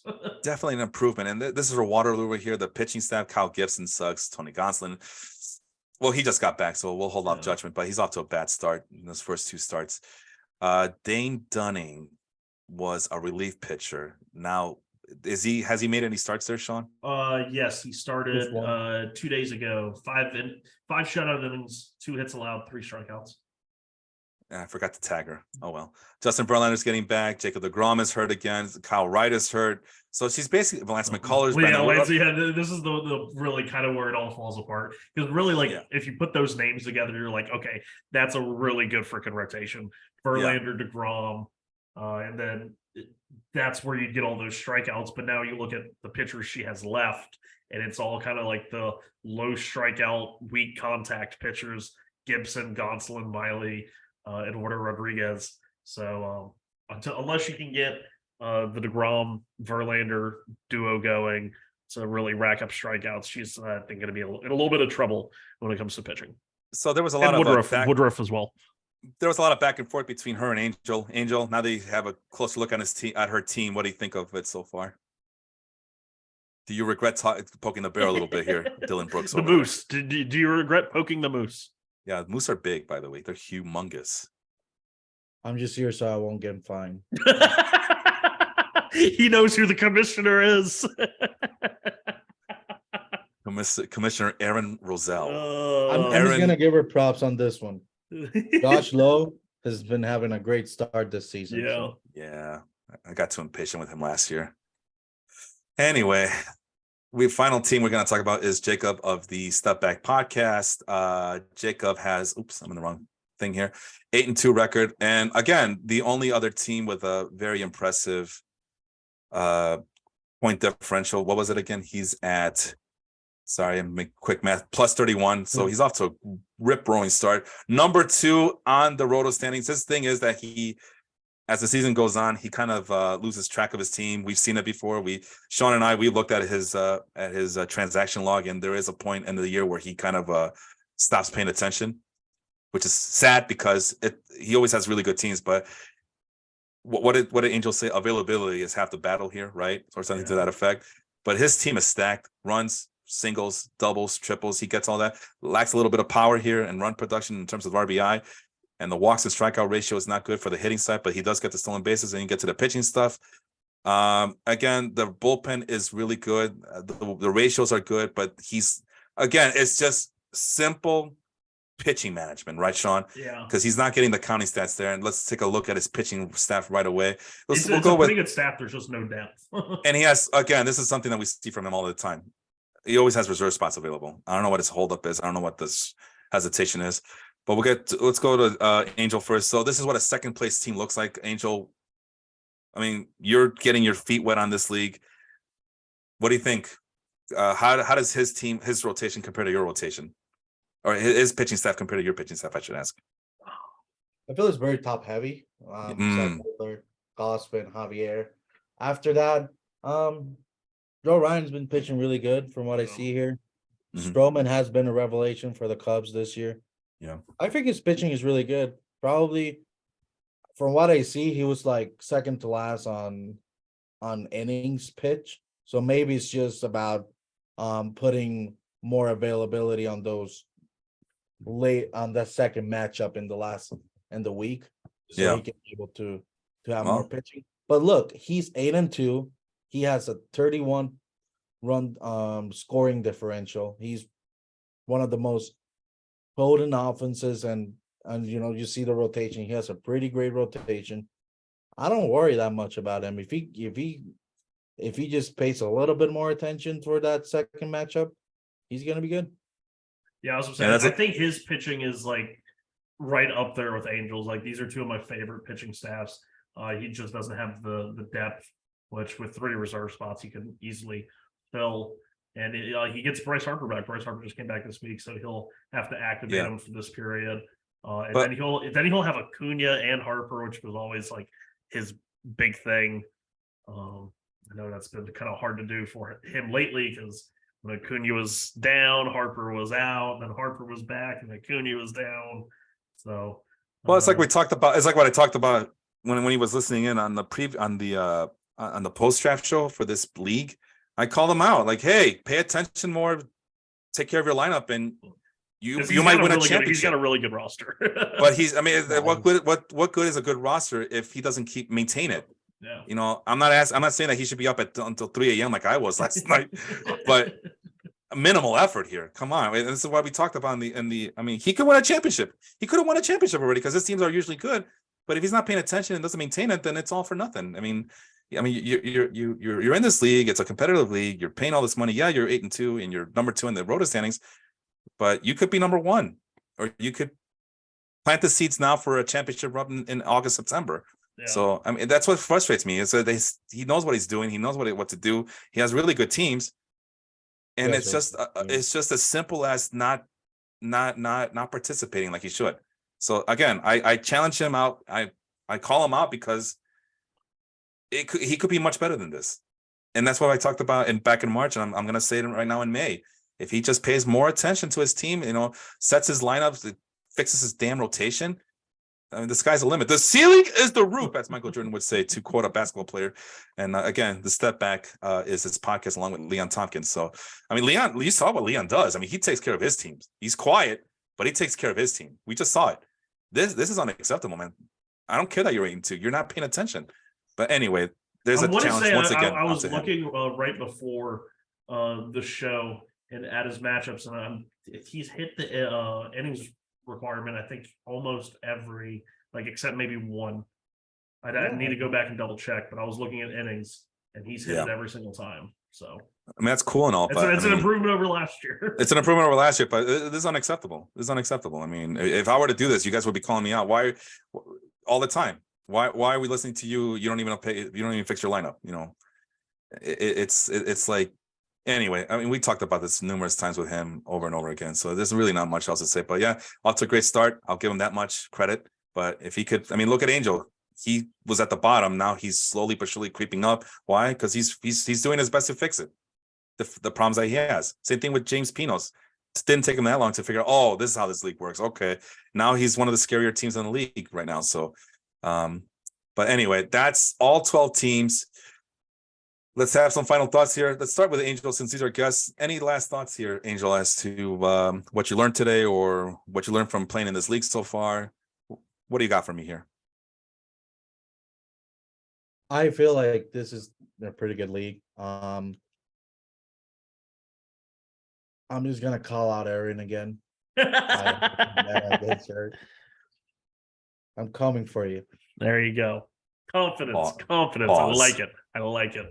Pause. There's a Go ahead. good one, Felipe. But on honesty, they all say like Luka Doncic would say, everybody acting tough when they up. Woo! I'm just saying. She was. I just said on the trade. On like I got pitches to trade. She was like, worry about your team. And I'm like, that's what I'm doing. Like, what are you talking about? Of course, everybody acting up when they up. It's okay. I get it. I just tagged her because Jerry Springer also passed away this past week, so I'm summoning my inner Jerry Springer. Only thing is missing is me handing out the weapons for you two. Here's a hammer. Here's a mace. Here's a mace. Why don't you go ahead? But on honesty, Erin's a great person. It's just all banter. Not when she's pissed off, man. No way. Run for your lives. She did beat me on basketball, so like probably that's why I have a grudge with her, since I was the first team all year, and now I'm third place because of her. But honestly, I think it's a great league. It's really competitive. You see, like the middle level teams are like 4-6, 5-5, 6-4. So it really shows like people are trying to win and be competitive. But at the end of the day, it's about winning. The Felipe's first, Ponce's and long balls are second, tied for second. So at this point, it's about winning. So hopefully my team will show that the roto standings are right, and we'll right the ship itself. Usually, and maybe Sean has a different take, but usually the roto standings are usually more right than wrong. Sometimes. Most of the time. Usually. Sometimes. Usually. Sean, last words from you, man. This was a beast of an episode. I'm hungry. Yeah, so am I. I gotta use the bathroom. But anyway, thanks, Felipe. Hey, wow, that was I thought saying I'm hungry was too much information. Well, but yeah. Well, listen, guys. These are some cool looking hats here, but feel free to add a logo. You can add logos here. I mean, Jacob, Aaron, James, Sean. You're talking about for the. I was like so confused. I thought you were talking about the hats we're wearing. I forgot. Sorry, dude. I forgot that I wasn't sharing the screen anymore. But let me reshare. This is what I'm talking about here. Where is it? Here it is. Screen. You see the Fantrax standings, right? Yes. Yeah, I mean Jacob and Aaron and James and Sean. You guys can fix your logos and put something cool up there. You guys know that, right? You see my 30 team. I'm actually the team name is EV Kings for Exit Velocity Kings, because I have like all the guys that hit the ball insanely hard. And my team picture is actually some baseball savant sliders from like Aaron Judge's page last year, where it's all 100%. And I'm like, yes, this is perfect. Oh, I think I told you, right? I mentioned this in the Baseball Life Baseball Life Facebook group before about the kid from Britain. He's not British, but he played for Team Britain in the WBC. What's his name again? Which one? Harry Ford. Harry Ford. Yeah, Okay, yeah. Mariners Julian? prospect. Yeah, And I think Oh, no, Julian is Canada. My bad. yeah. Well, anyway, and I think I might go with that next year. I'm going to call myself Team Brexit Velocity. Oh no.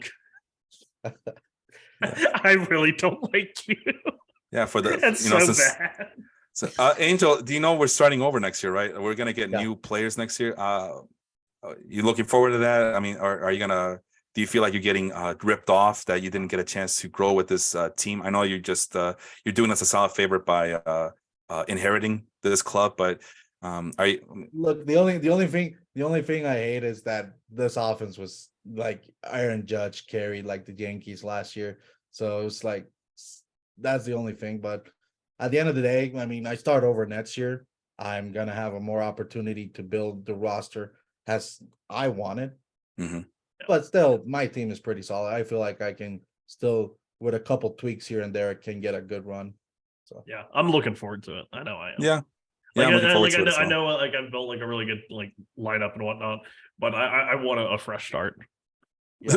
Oh yeah, I want a fresh start. The back-to-back champion, he says. Get the hell out of here, Sean. Like he is the most humble, braggadocious person I've ever met. It's a backward, not backward compliment, but like It's backward, all right. It's pretty backward. Anyway, that's a good place to stop. Anyway, that's Sean. Angel, thank you so much for tuning in. The original goal was to have you for 15 minutes, but thank you for being a good sport and being with us the entire time. I really do appreciate that. And then we'll talk some more in the chats and see what everybody thinks. I'm gonna ask, hey, 10 games. We faced everybody at least once already. What does everybody think about their own teams? We gave you our thoughts. We'll hear from you soon. With that being said, I am Felipe. This has been the Total Bases Podcast. Check us out on Spotify, Stitcher, Apple, Google, all the podcast platforms, and on YouTube as well, where Sean's going to post the video and you can see the rosters there as well. Thanks for tuning in. We'll talk to you soon. Have a good one, everybody. adios.